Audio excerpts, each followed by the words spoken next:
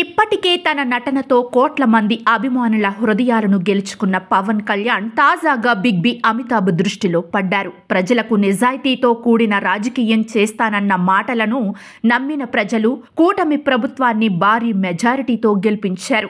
Janasena party Andhra Pradesh ఎన్నికల్లో పోటీ చేసిన ప్రతి చోట తిరుగులేని విజయం సాధించింది. ఎలా అంటే పోటీ చేసిన 21 ఎమ్మెల్యే 2 ఎంపీ స్థానాలను 100% స్ట్రైక్ రేటుతో విజయం సాధించింది. ఏపీ డిప్యూటీ సీఎంగా జనసేనాని పవన్ కళ్యాణ్ మంత్రివర్గంలో కీలక పదవులు చేపట్టారు. దీంతో ఒక్కసారిగా జనసేన పార్టీ పేరు దేశ రాజకీయాల్లోనూ మారుమోగిపోయింది.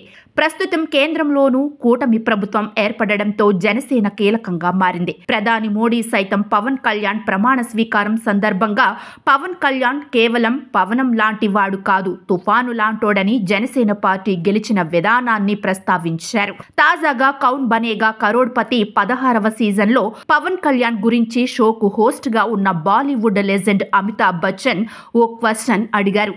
కేబీసీ ఎపిసోడ్కు ఓ డాక్టర్ దంపతులు కంటెస్టెంట్లుగా వచ్చారు.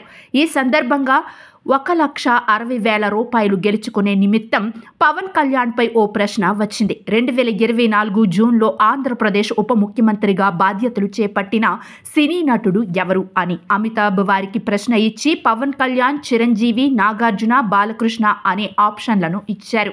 అయితే వారికి తెలుగు రాష్ట్రాల పట్ల అవగాహన లేకపోవడంతో వారు ఈ ప్రశ్న కోసం లైఫ్ లైన్ వినియోగించుకున్నారు.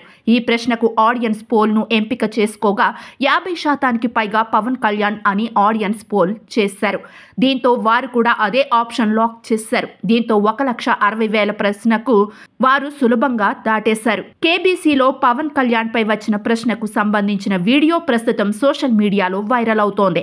దేశంలో ప్రఖ్యాతి పొందిన కేబీసీ ప్రోగ్రాంలో అమితాబ్ నోట పవన్ కళ్యాణ్ పేరు పలకడంతో దేశవ్యాప్తంగా ఉన్న పవన్ కళ్యాణ్ అభిమానులు జై జనసేన అంటూ ఉప్పొంగిపోతున్నారు.